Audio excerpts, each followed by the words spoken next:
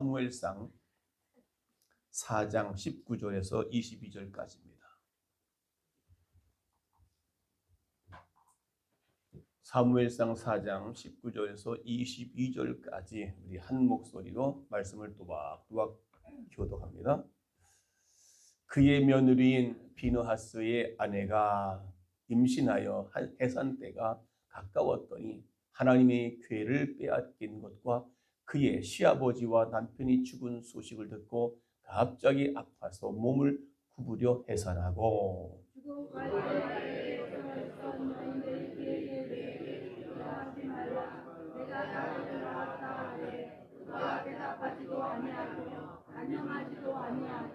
이르기를 영광이 이스라엘에서 떠났다 하고 아이 이름을 이가봇이라 하였으니 하나님의 괴가 빼앗겼고 그의 시아버지와 남편이 죽었기 때문이며 또 이르기를 하나님의 괴를 빼앗겼으므로 영광이 이스라엘에서 떠났다 하였다. 아멘. 할렐루야. 아멘. 다시 한번 여기 옆 사람 보고 얼굴 핍시다.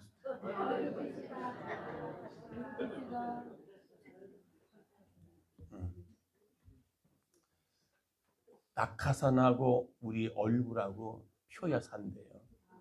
낙하산은 떨어지면 피지 않으면 죽습니다. 낙하산은 싹 펴야 돼요. 그죠? 마음도 펴야 되고 얼굴도 활짝 피어야 돼요. 네, 그래야 사는 길입니다.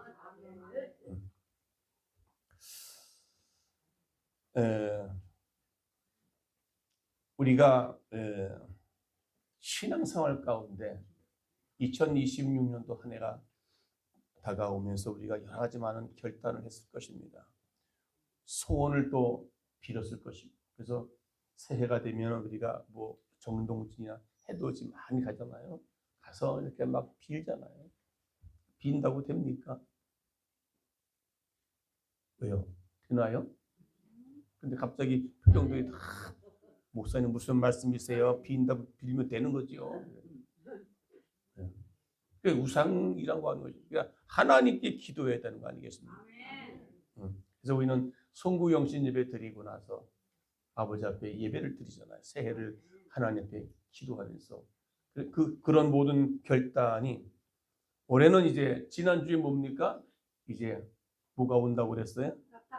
낙타가 지금 동방에서부터 낙타 위에 사람을 싣고 또 우리가 좋아하는 뭐니 해도 물질을 싣고 또 도우시는 하나님을 보내주시는 낙타가 별을 보고 2년 전부터 출발해서 지금 이제 예루살렘 예수님께서 나신 그곳을 향해서 달려오고 있었다는 것입니다. 이제 우리 올해는 반드시 여러분의 가정의 여러분 삶 가운데 이제 낙타가 지금 오고 있습니다. 항상 그 믿음을 가지고 올해 출발하는 여러분들에게도 이제는 그런데 문제는 이제 우리가 달려가면서 또 점점 이게 흐려져요. 마음이 어떤 결단이 어떤 다짐이 낙타가 오는 것도 이제는 잊어버리고 살아가요. 낙타가 오는 그 과정에 그 집에 그 10년 가운데 예수를 모시고 있다. 초가집이든 궁궐이든 예수 모신 곳이면 그 어디가 어느네 하나님 나라. 마국간에 남들이 볼 때는 아주 허접한 더럽고 냄새나는 마국간의 말구 위에 오신 주님이 그리고 우리는 그 어떤 것도 여러분 10년 가운데 주님을 모시면 그런 하나님의 놀라운 그 선물 보따리를 가지고 뚜벅뚜벅 오는 낙타 발굽 소리를 들으실 수 있기를 주의 이름으로 축원합니다. 그런데 그렇게 되어야 될 우리가 여러분 삶 가운데 하나님의 영광이 나타나야 되고 여러분의 가정에 영광이 나타나야 되는데 그 영광이 떠나서 살아간다면 여러분의 결단과 여러분의 이제 동방에서부터 낙타가 그 모든 것을 가지고 오는 그 소리를 듣지 못하게 되고요. 그걸 가지고 오더라도 이제 오늘 본문을 대용해서 여러분의 이제는 이가봇이 되지 않게 하십시다. 같이 인사합시다. 이가봇이 되지 않도록 합시다. 인사하세요. 어떻게 보면 누구의 이름 같아서 가지고 좀. 근데 그 이씨가 아니고 그 갑옷이 아니에요. 오늘 본문에서 언약궤를 빼앗기고 이가봇이 되는 내용을 볼 수 있습니다. 어저께도 그 집회 때 약간의 언급을 했던 목사님의 강사가 얘기를 했지 않습니까? 이 블레셋은 절기를 가진 5 방백의 연합군, 철기, 군사로서의 무기를 잡고 있는 5 나라가 연합할 수 있는 이 블레셋이라고 말합니다. 영적으로는 강력한 육신을 상징합니다. 블레셋은 애굽은 세상, 상징적으로 말씀하고 있는 것이죠. 그런데 이 강력한 육신 5가지의 방백, 5 나라가 연합된 것으로 표현되어졌을 때 우리는 5가지의 육신의 방백이 뭔지 아십니까? 우리는 보고, 듣고, 냄새를 맡고, 느끼고, 맛보는 거. 이것 때문에 에덴 동산에서 아담과 하와가 그것을 통해서 유혹받아가지고 죄를 짓게 된 것입니다. 보고, 듣고, 냄새 맡고, 느끼고, 그리고 맛보는 것 때문에 이런 감각이 얼마나 블레셋처럼 강한지 5 감각이 연합해서 우리를 유혹하고 있다는 것입니다. 무슨 말인지 이해가 가십니까? 그래서 삼손도 그 5감 감각, 5 방백을 통해서 유혹돼 가지고 삼손도 넘어졌지 않습니까? 결국 하나님이 세우신 왕 다윗에 의해서 정복되는 민족 블레셋은 바로 우리 속에 남아있는 육체를 상징하고 있습니다. 여러분 안에 7 족속들이 가지고 있지 않습니까? 오늘 사무엘상 4장을 살펴보게 되면 중요한 단어가 나옵니다. 어찌하여라는 단어가 나오고요. 그 다음에 이가봇이라고 하는 단어가 나오고 있습니다. 이 2 단어를 이해하면 사무엘상 4장에 우리에게 주고자 하는 교훈을 우리가 느낄 수가 있고 경험되어질 수가 있고 깨달을 수 있기를 바랍니다. 그렇다면 이 첫째 어찌하여라는 말은 부정적인 요소가 담겨 있습니다. 이스라엘 백성들이 어찌해서 우리를 이렇게 블레셋에서 전쟁에 패하게 하였습니까? 어찌하여라는 말입니다. 이 어찌하여라는 말의 의미 속에는요, 내가 이렇게 했는데 왜 나에게 이렇게 했습니까? 어찌해서? 라는 말입니다. 하나님의 말씀이 온 이스라엘의 사무엘상 4장 1절 보게 되면 전파되었는데 육체를 상징하는 블레셋의 대표를 했습니다. 그런데 어찌하는 말은 그 원인을 모른다는 거예요. 왜 내가 이렇게 열심히 기도했고 열심히 살아왔고 열심히 신앙생활했는데 왜 우리 가정에 이런 문제가 생겼어요? 왜 그랬습니까? 라고 따져 묻는 식인데 이것은 그 원인을 알지 못하고 한마디로 자식이 부모에게 당신이 나한테 해준 게 뭐가 있어? 이렇게 대드는 식의 어찌하여 라는 말입니다. 그래서 이 이스라엘은 블레셋과의 1차 전쟁에서 군사 4,000명을 죽게 됐어요. 그리고 2차 전쟁에 들어가 있어서 언약궤도 빼앗겼고 제사장 홈니와 비느하스도 죽임을 당했습니다. 아울러 엘리까지 제사장 집안이 모두가 다 몰락을 합니다. 하나님의 말씀이 온 이스라엘에 전파되면 그들을 지켜주고 보호해주고 전쟁에서 승리해야 되는 것이 우리에게 기본 상식이고 그렇게 돼야 되는 거 아니겠습니까? 내가 그렇게 주의를 열심히 지키고 교회 봉사하고 했으면 하나님께서 나를 지켜주시고 오히려 더 복을 주셔야 되고 오히려 건강한 아픈 사람을 건강하게 지켜주시는 그런 은혜가 있어야 되는데 문제는 이스라엘 전쟁에서 패했다는 그 사실보다는 어찌하여 즉 왜 전쟁에서 패했는지 대하여 알지를 못했다는 것입니다. 오늘 우리가 문제가 생겼을 때는 그 문제 앞에 한번 곰곰이 나를 생각해보고 이 문제가 어디서 왔는가 왜 전쟁에서 실패했는가를 깨달아 알아가야 되는데 어찌하여 블레셋의 전쟁에서 대패를 하게 만드셨습니까? 라고 하는 것입니다. 오늘 4장 3절에 보니까 무슨 말 나옵니까? 백성이 다 같이 시작. 백성이 진으로 돌아오매 이스라엘 장로들이 가로되 여호와께서 어찌하여 우리로 오늘 블레셋 사람 앞에 패하게 하셨는고 라는 말합니다. 여러분, 영적으로 무지했다는 겁니다. 왜 패했는가를 하나님께서 약해서 하나님께서 전쟁에서 이기지 못하도록 만들기 때문에 연약하기 때문에 블레셋보다 더 약하기 때문에 전쟁에서 졌는 거 아니지 않습니까? 우리의 모든 생사화복을 죽이기도 하시고 살리기도 하시는 그 하나님, 전지전능하신 하나님, 무소부세하신 그 하나님. 그런데 왜 이스라엘 백성들이 전쟁에서 1차에 4,000명이나 죽게 되고요? 그들은 영적인 무지를 성경에서 눈이 어둡다는 말을 합니다. 영적인 무지 때문에. 그래서 제사장 엘리의 눈이 어두웠다 그렇게 말합니다. 오늘 사무엘상 3장 2절에 다 같이 시작. 여호와께서 언약 3장 2절 말씀이 엘리야의 눈이 점점 어두워 가서 잘 보지 못하는 그때에 사무엘상 4장 15절에 보게 되면 다 같이 시작. 그때의 엘리의 나이 98세라 그 눈이 어두워서 보지 못하더라 했습니다. 육신의 눈도 보지 못할 뿐만 아니라 지금 그 이스라엘 나라가 어찌하여 블레셋의 전쟁에서 대패했는지에 대한 부분도 알지를 못했다는 겁니다.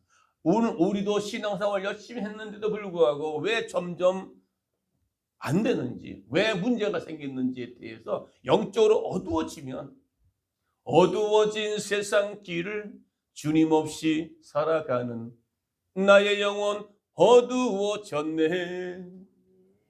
주님 없이 살아가는 세상, 믿는 자라고 말하면서 집사고 권사이지만은 어두워진 눈을 가지게 되면 지금 내가 겪어온 이 모든 문제들을 왜 그 원인이 어딘지를 모르고 원망하며 불평하며 오히려 하나님을 떠나게 되는 어리석은 죄를 범하게 되더라는 것입니다.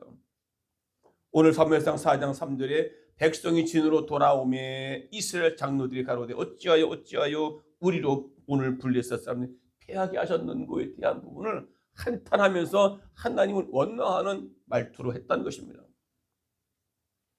왜냐하면 그래서 언약궤를 전장에 가지고 갔습니다. 아마 그들은 그들의 선조들이 요단강을 건널 때 여리고성을 무너뜨릴 때도 언약궤를 앞세워 있던 것을 기억했던 것이죠. 요단강 건너서 요단강이 범람할 때에 제사장들이 법궤를 앞에 메고 요단강을 건넜을 때 쫙 갈라진 것을 보았고요. 또 여리고성을 또 물리쳤을 때 모든 백성들이 앞에 제사장들이 법궤를 메고 앞으로 전진했었던 것을 잘 볼 수 있습니다.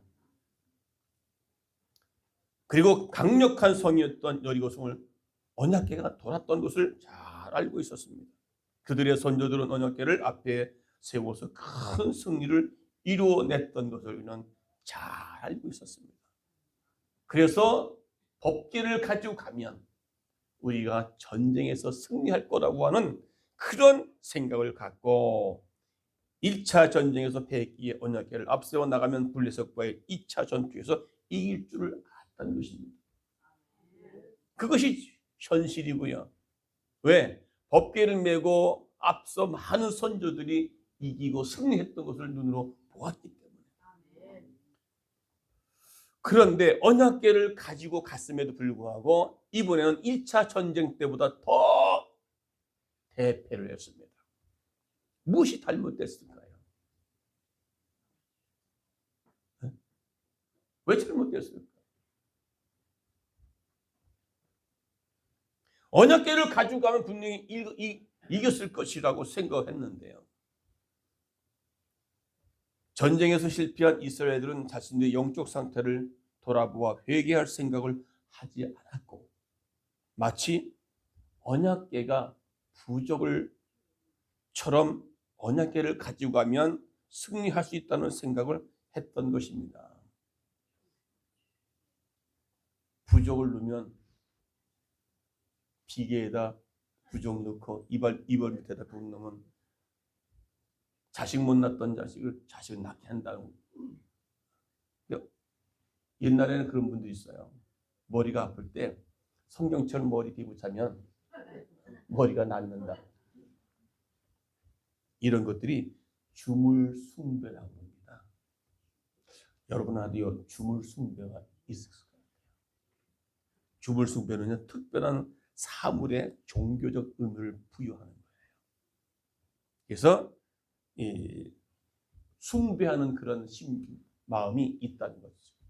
이스라엘 백성들이 그 잘못된 1차의 전쟁에 실패했을 때 그 원인을 알고 회개하고 해야 되는데 그냥 법궤를 가져가면 우리가 2차 전쟁에서 승리할 것이다라고 하는 회개하고 그 원인을 알아서 하나님 앞에 해야 되는데 법궤를 가져간 것입니다.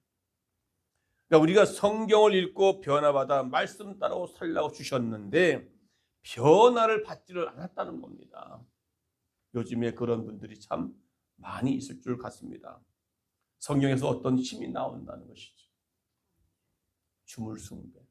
혹시 서로 인사해 보십시다. 혹시 주물 숭배가 안에 있습니까? 물어보세요.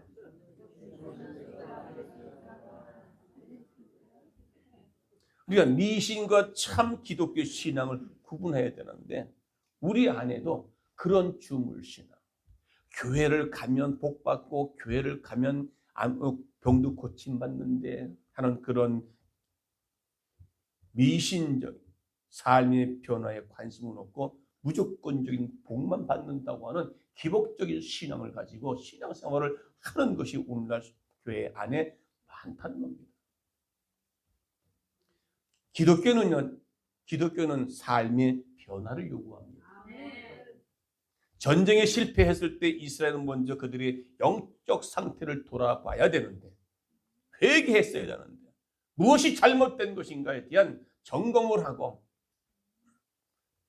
옛날에 조선 왕조 500년에 신라와 백자 고구려 이렇게 싸움했을 때 한 번 패하게 되면 왜 패했는지를 알고 다시는 싸움에서는 그 원인이 무엇인지를 알고 전략이 잘못됐는가 아니면 뭐지 그 지역이 뭐가 잘못된가 들어왔는가 아니면 때를 놓쳤는가에 대한 부분을 알아서 다시는 그 전쟁에서 패하지 않도록 전략을 잘 짜는 것처럼 우리가 신앙생활에 실패하면 왜 실패했는지 왜 2025년도 한 해는 왜 내가 이렇게 살아왔는가에 대한 다시 한번 돌아볼 수 있는 무엇이 문제인가에 대한 부분을 내가 잘못 변화되지 않았다면 아니면 내가 잘못된 주물 숭배 때문에 그랬다는 것인가 우리를 그들의 삶의 변화를 외면하고 주술 숭배처럼 언약궤를 가지고 간 것을 이스라엘에서는 잘못되었다는 것이죠. 오늘 우리의 삶의 실패에 직면하면 어떤 태도를 취하고 있습니까? 기도해도 안 되네? 열심히 해도 안 되네? 하는 그런 생각 속에 되는 일이 없다고 생각될 때 여러분의 생각은 어떤 마음이 찾아오냐 이 말입니다. 다른 것을 찾아보려고 하는 것들도 있죠. 이런 신앙의 태도를 우리는 모든 상황을 주관하시는 하나님이 기대하시는 것이다. 한마디로 말씀드리면 하나님을 주인으로 삶의 주인으로 모시고 순종해야 될 이스라엘이 오히려 하나님을 이용했다는 겁니다. 법궤를 이용한 거예요. 이걸 가지고 가면 전쟁에서 승리하겠다. 그 법궤를 가지고 갈 때 성경에서 보면 이들이 하나님 앞에 물은 것이 없다고 그랬습니다. 3절을 보게 되면 오늘 본문의 3절 백성이 진으로 돌아오면 이스라엘 장로들이 가로되 여호와께 어찌하여 라는 말을 합니다. 물어보지 않았습니다. 그리고 블레셋 앞에 패하게 하셨는고 여호와의 언약궤를 실로의 우리에게로 가져다가 우리 중에 있게 하여 그것으로 우리를 원수의 손에서 구원하게 하자 그 말합니다. 그러니까 어찌하여라는 말은 패했기 때문에 이제는 법궤를 가져가면은 우리가 전쟁에서 이기겠다 라고만 했지 자기들이 뭔가 잘못된 것을 깨닫고 회개하고 돌이킬 줄 알아야 되는데, 그리고 하나님 앞에 물었어야 되는, 이 법궤를 가져가도 됩니까? 라고 하는 물음이 없었다는 것을 성경에서 기록하고 있습니다. 어디에도 하나님께 언약궤를 이동해도 되겠습니까? 묻는 내용이 성경에는 보이질 않았고요. 하나님의 의사를 묻지 않고 다만 자기 눈에 좋은 대로, 자기의 생각에 옳은 대로 장로들이 어떻게 해요? 이제는 한번 법궤를 가져가야 되겠다라고 생각한 것이죠. 우리는 하나님께 함께하고 하나님의 뜻을 따라 살고 하나님께 묻는 그러한 우리의 삶이 되어야 할 것입니다. 그게 바로 사사기 21장 25절에 보니까 다 같이 시작. 그때에 이스라엘 왕이 없으므로 사람이 각각 그 소견대로 옳은 소견대로 행하였더라. 그러니까 선지자가 없던 시대, 사사들이 없던 시대. 그런데 블레셋과의 전쟁을 치르는데 이스라엘이 하나님과의 어떤 교제도 없이, 하나님의 명령도 없는데 이스라엘 스스로 나가서 블레셋과 싸우다가 대패를 한 것을 말씀하고 있는 것이죠. 사사시대의 말기에는 이스라엘이 종교적으로 타락한 그 이유는 하나님의 율법을 백성에게 가르쳐 하나님을 섬기게 할 지도자가 없었다는 겁니다. 그러니까 각자 자기의 옳은 소견대로, 자기 마음대로. 오늘도 우리의 신앙생활을 보면은 집사가 되고 장로가 되고 권사가 되지만 하나님과 상관없이 우리의 신앙을 자기가 갖고 있는 경험을, 자기가 아는 지식을 가지고 생각하더라 그 말입니다. 그러니까 로마서 8장 7절에는 육신의 생각은 하나님과 원수가 된다. 또 하나님 원수가 되고 육신의 생각은 사망, 영의 생각은 생명과 평안이라. 이게 말합니다.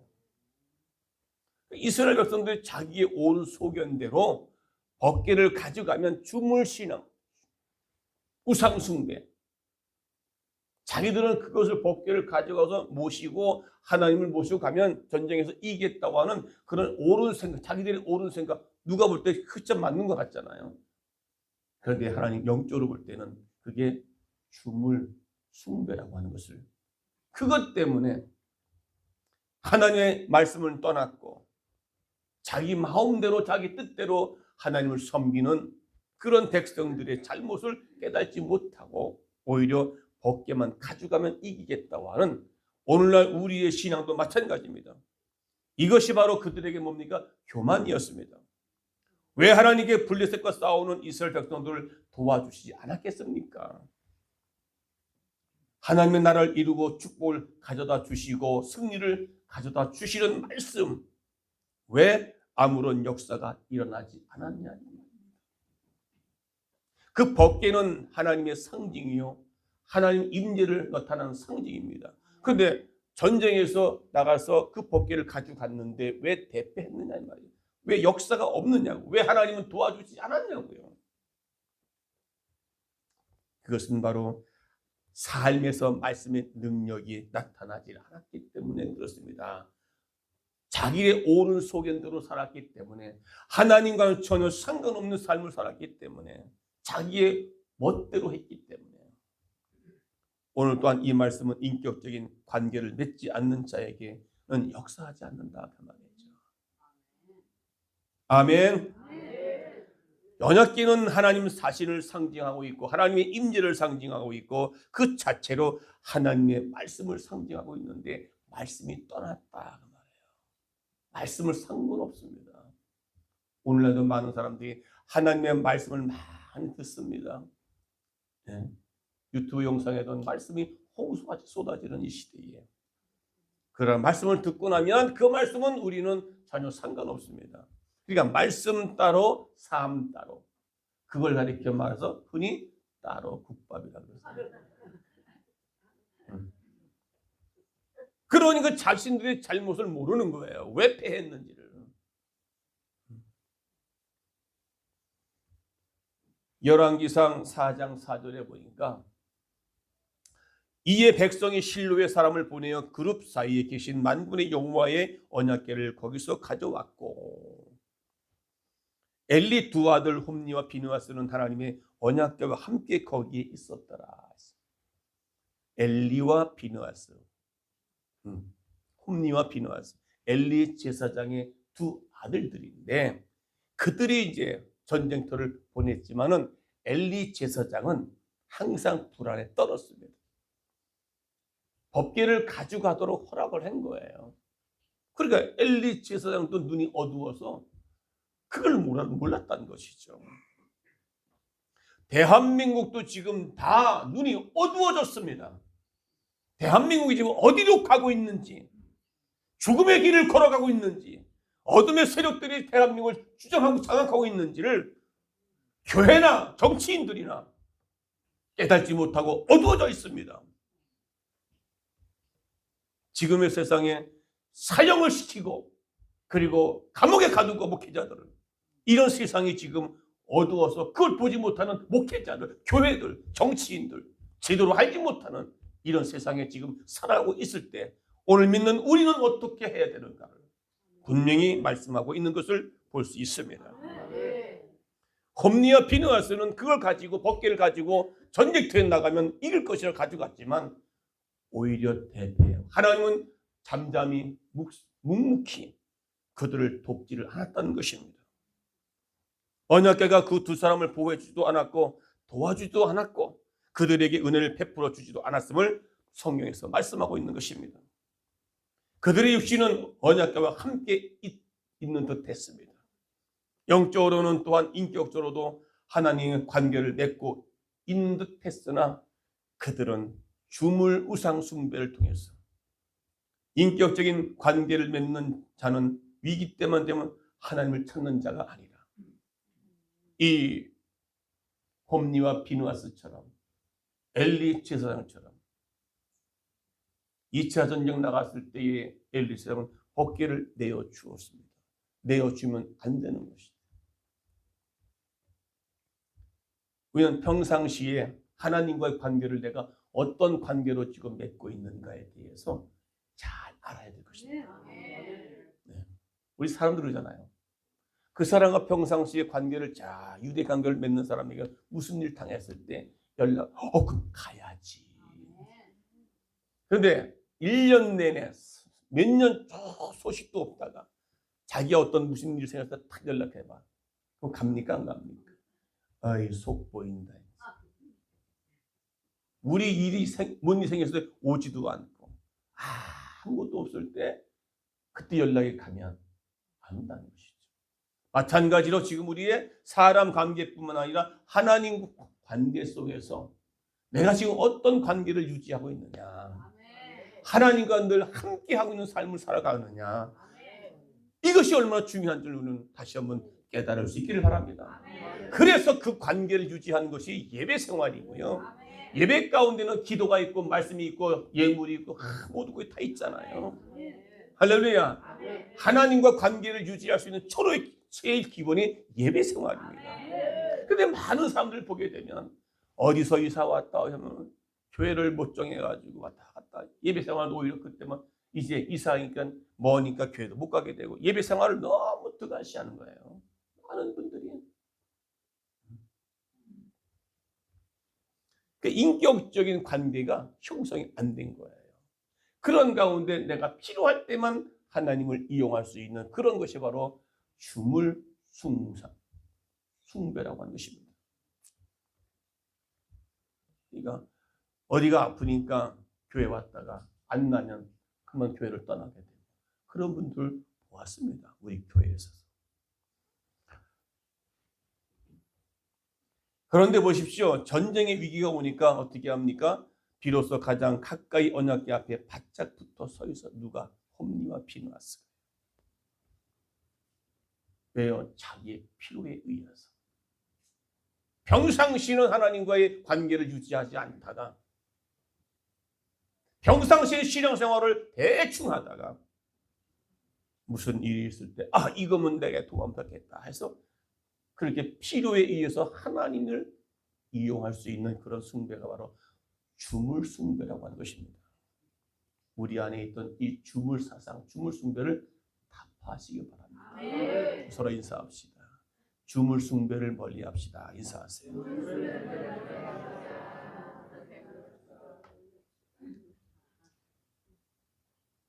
오늘 사무엘상 3장 3절에 보니까 이때 사무엘은 어떠했는가? 하나님이 등불을 아직 꺼지지 아니하였으며 사무엘은 하나님이 궤 있는 여호와의 전 안에 누웠더니. 아직 등불은 꺼지지 아니했다는 말은 주야 밤에도 등불이 꺼지지 않다는 밤을 얘기합니다. 밤이나 낮이나 하나님이 궤에 있는 여호와의 전 안에 누웠다. 사무엘은 언제나 하나님과 일상 속에서 함께 동행하고 있었다는 겁니다. 밤에 자는 시간까지도, 잠자는 시간까지도 하나님과 동행했다고 하는 이 관계를 밤낮으로 함께 했어요. 할렐루야. 그러다가 인생의 위기가 찾아왔을 때 우리는 어떤 문제 앞에 있을 때 주님, 그때가 이미 늦은 겁니다. 그래서 우리는 항상 올 한 해 동안 우리 2026년도가 우리의 밥이 되려면 여호수아와 갈렙은 가나안 땅에 있는 모든 등지 놓고 모든 것들, 그 사람들은 메뚜기로 봤지만 10명의 정탐꾼들은 두 사람은 그들은 우리의 밥이다 뜻이.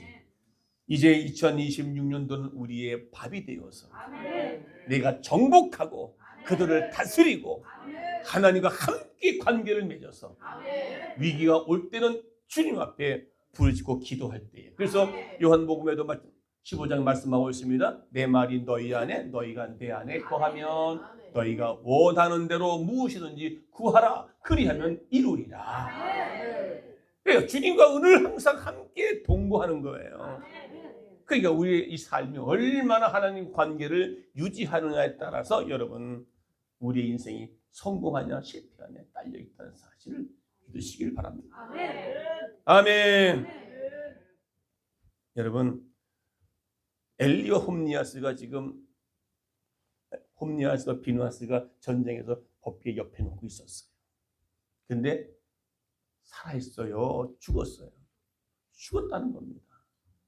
죽었는데 그 소식을 전가를 받고 항상 불안에 떨고 있던 아버지 엘리 제사장이 그 소식을 전가를 받는 순간에 무엇이라 그 자리에서 길가의 의자에 앉았다고 그래요. 그 소리를 듣고 그냥 일어서 쓰러져가지고 목뼈가 부러져 죽은 것을 볼 수 있습니다. 할렐루야.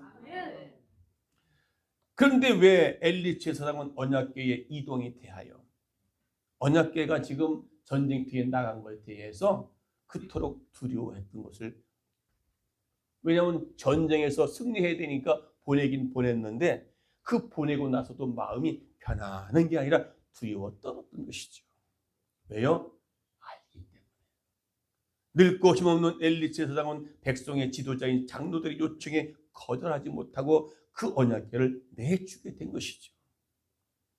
그러니까 늘 고민한 거죠.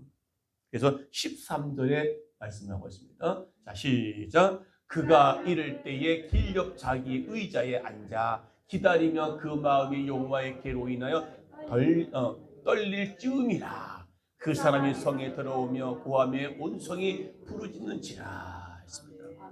그 사람이 뭡니까? 전가를 하고 온 사람, 엘리 제사장에게 알려주러 왔던 사람. 어느 때 그 길가에 앉아있던 자리에서, 그러니까 뭐야, 아내도 아니고 밖에 나와서 좀 어떻게 된가 궁금하고 막 이게 전쟁에서 싸워 승리해야 되는데 막 내가 괜히 줬나? 이게 잘못된 거 아닌가? 막 고민하고 덜덜 떨쯤에서 연락 온 거란 말이죠.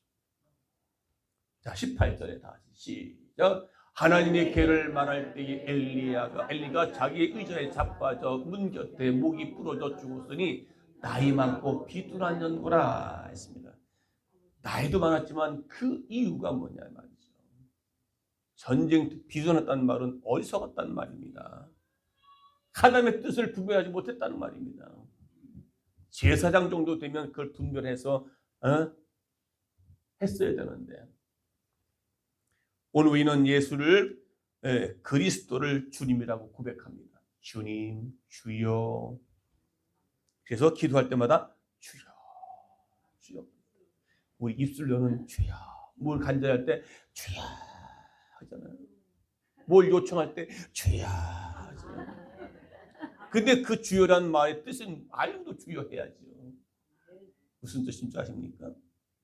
주님은 그리스도 나의 주인이십니다.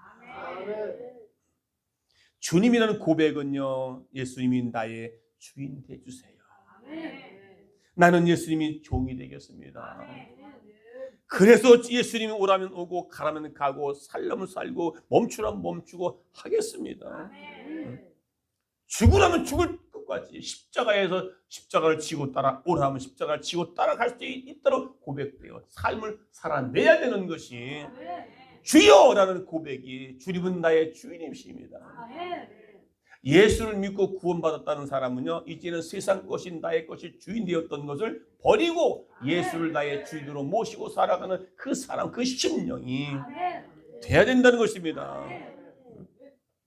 지금까지 내가 주인이었던 나는 십자가에 못 박혀 죽어야 되고 그 자리에 주인 예수를 모시고 살아가는 사람, 그의 가족, 그의 심령들은 저 멀리 동방에서부터 낙타가 선물을 가지고 온다는 겁니다. 주님 모신 곳이요. 그런데 이스라엘 백성들은 주님과 상관없이 살았던 것이죠. 문제가 생기니까 그때서야 복귀를 모시고 가서 전쟁터에 나가서 싸웠지만 대패합니다. 이스라엘은 지금 내가 주인 되어 살았습니다. 그러면서 위기가 오니까 주님 도와주세요 하고 있다는 것입니다. 말로. 왜 그랬을까요? 바로 이가봇이라고 하는 것입니다. 이가봇. 그래서 아까 어찌하여라는 말과 이가봇에 대한 말이 나오죠. 이제 엘리의 자부가 아이를 낳고 오늘 본문에 보면 죽어가면서 핏덩이 이름을 이가봇이라 지었다는 것입니다. 그때 찌우면서 막 그 전쟁에서 패했다는 소식을 듣는 그 순간에 이제 며느리가 오늘 4장 21절에 시작 이르기를 영광이 이스라엘에서 떠났다 하고 아이 이름을 이가봇이라 하였으니 하나님의 괴가 빼앗겼고 시부와 남편이 죽으심을 인함이라. 시아버지하고 남편 홈리와 비느하스가 전쟁에서 죽었다는 소식을 듣고 갑자기 막 그게 충격받으니까 그 아이가 낳는데 난사에서 낳지만은 그 이름을 이가봇이라. 가봇, 갑옷이 아니라 가봇, 가봇이란 히브리어 영광을 뜻합니다. 영광은 쇠카이나. 영어로는 글로리, 영광. 그런데 여기 이 갑옷을 이야기해 줄 수 있는 접두어를 해가지고 이 갑옷, 이는 부종을 나타내는 부종. 그러니까 영광이 떠났다, 영광이 사라졌다, 영광이 아무도 없다. 오늘 이 자리가 여러분 하나님의 영광이 나타나는 자리가 돼야 되지. 이 갑옷에 이 자리가 되어서는 안 된다는 것입니다. 아멘. 여러분의 가정, 여러분 살 현장에 이 영광이 떠난 자리가 되어서는 안 된다는 겁니다. 할렐루야. 하나님의 백성이 있어서 영광이 떠났다는 말은 비참한 거예요. 마치 어린 아이에게 그 부모가 그 아이를 놓고 떠났다는 것은 그 아이에게는 비참한 인생이 아닐 거 아니겠습니까? 예배 가운데 하나의 영광이 나타나야 되고요.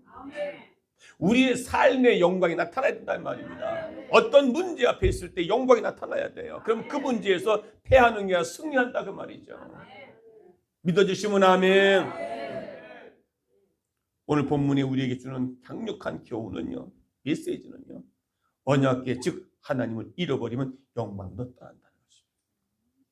말씀을 잃어버리면, 말씀 없이 살면, 교회를 멀리하면, 예수를 멀리하면 여러분의 영광도 떠난다는 겁니다. 기도해도 아무리라도 교회 봉사해도 주님 떠나면 일이 안 된다는 겁니다. 할렐루야. 그래서 엘리의 가문은 이가봇이 된 이유가 뭔지 아십니까? 자, 그렇다면 왜 엘리의 가문의 엘리 제사장이고 그 아들들도 제사장 역할을 하는 겁니다. 홈리와 비느하스도. 그런데 그 가문 속에서 하나님을 멸시했습니다. 하나님을 하나님으로 인정하지 않았다는 겁니다. 즉 다시 말하면 이가봇의 엘리 홈리의 비누아스가 제사 드릴 때에 제사 드린 예물을 지가 마음대로 먹었습니다. 그리고 제사에 드릴 때에 그 수종드는 여인들을 그것들이 범한 것입니다. 여러분 이게 얼마나, 그러니 하나님과 상관없이 자기들이 다 주인이에요. 예수가 하나님 주인이 아니라 그런 자들이 전쟁에서 이 법궤를 가지고 간들 그 하나님 역사가 일어나겠냐 그 말이죠. 사무엘상 2장 12절 보니까 뭐라고 했습니까? 엘리의 아들들을 행실이 다 같이 시작.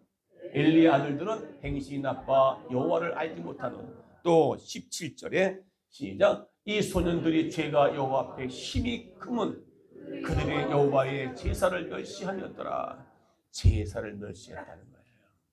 그럼 오늘날 말하면 예배는 예배를 우습게 여기지 말자. 예배를 우습게 여기고 주의를 범하면 하나님의 영광이 나타나지 않는다는 겁니다.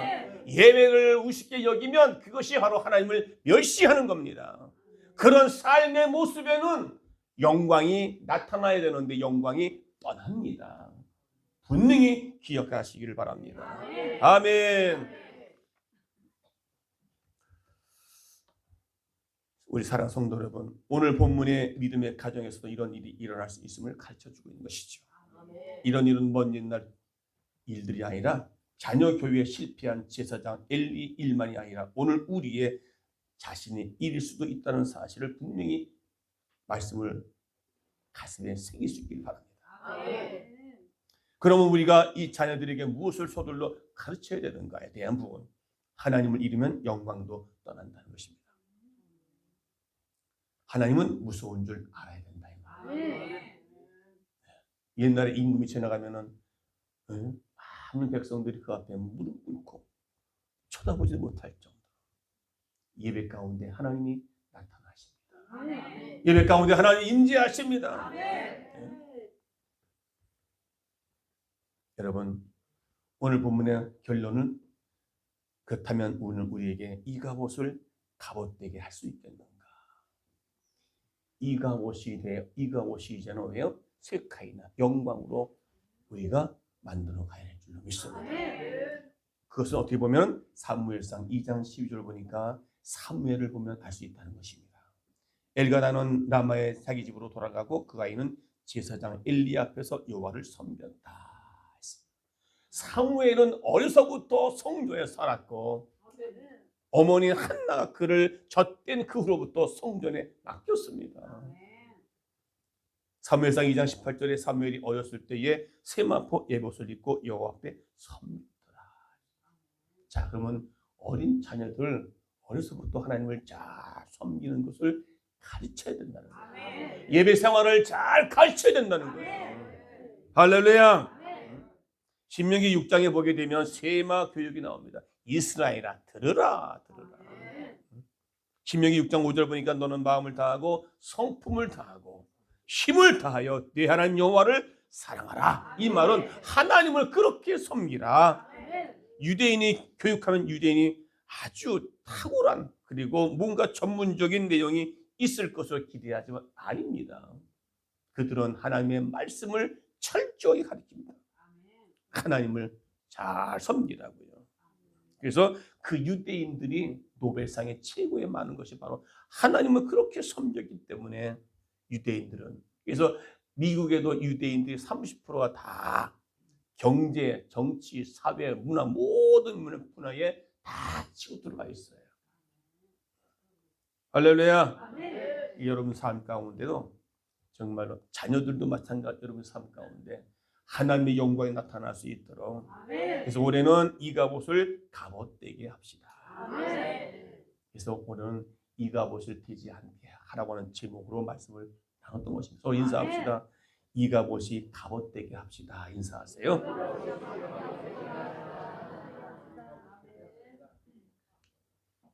자, 정리합니다.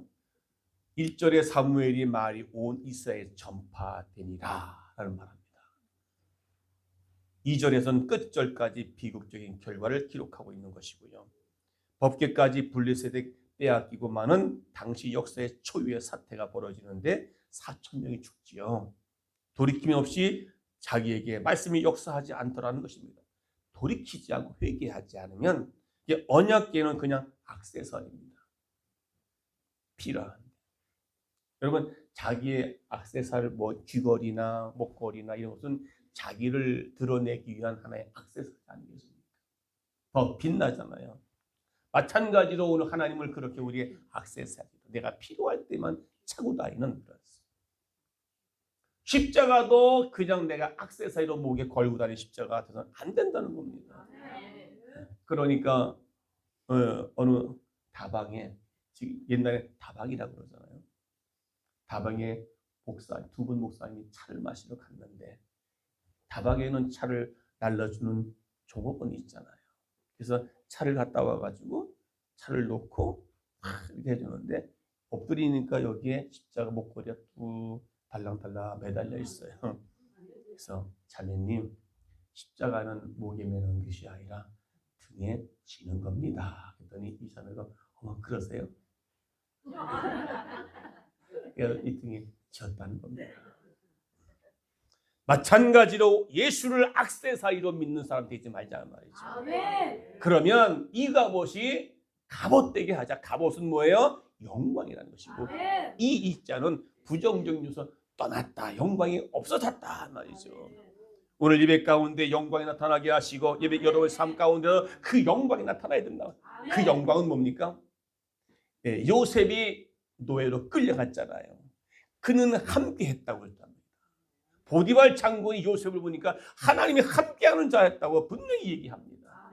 그게 영광입니다.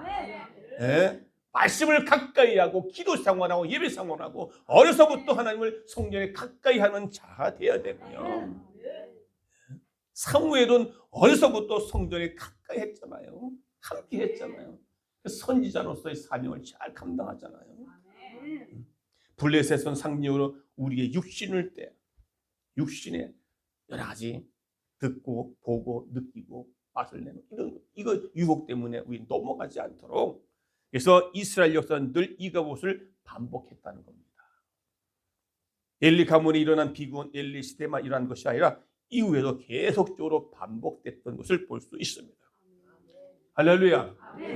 우리도 우리의 삶의 현장에 이제는 이런 것들이 빨리 올해는 반드시 이제 그들을 2026년도 우리의 밥이 되게 하고 그리고 저 멀리서 동방에서부터 낙타가 2년여 전에 뚜벅뚜벅 타고 오는 것을 우리가 맞이하려면 예수를 모시는 가정이 돼야 돼요. 내가 비록 환경이 어렵고 힘들고 초아집에 산다 할지라도 그분을 모시고 살아갈 때에 그 선물의 보따리가 그 모신 가정에 부어질 줄로 믿습니다. 그러므로 하나님의 영광이 이 갑옷에서 갑옷이 되어져서 여러분의 가정에 놀라운 일들이 일어날 수 있는 올 2026년도 한 해가 될 수 있기를 주의 이름으로 축원합니다. 축원합니다. 서로 인사 마지막 제발 부탁하는데 이 갑옷이 아니라 갑옷되게 합시다. 인사하세요.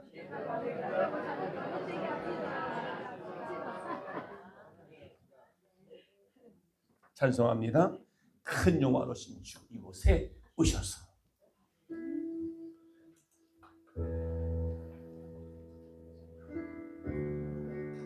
말씀을 기억하면서 묵상합시다. 큰 영화로신 주 이곳에 오셔서 이 모인 자들로 주 백성 삼으사 그 중에 항상 두 손을 가시며 되시고 항상 계시고 큰 영광 나타내소서. 이 백성 기도와 또 예물 드림이 향내와 같으니 그 받으옵소서. 그 예수 크신 복음을 주 예수 크신 복음을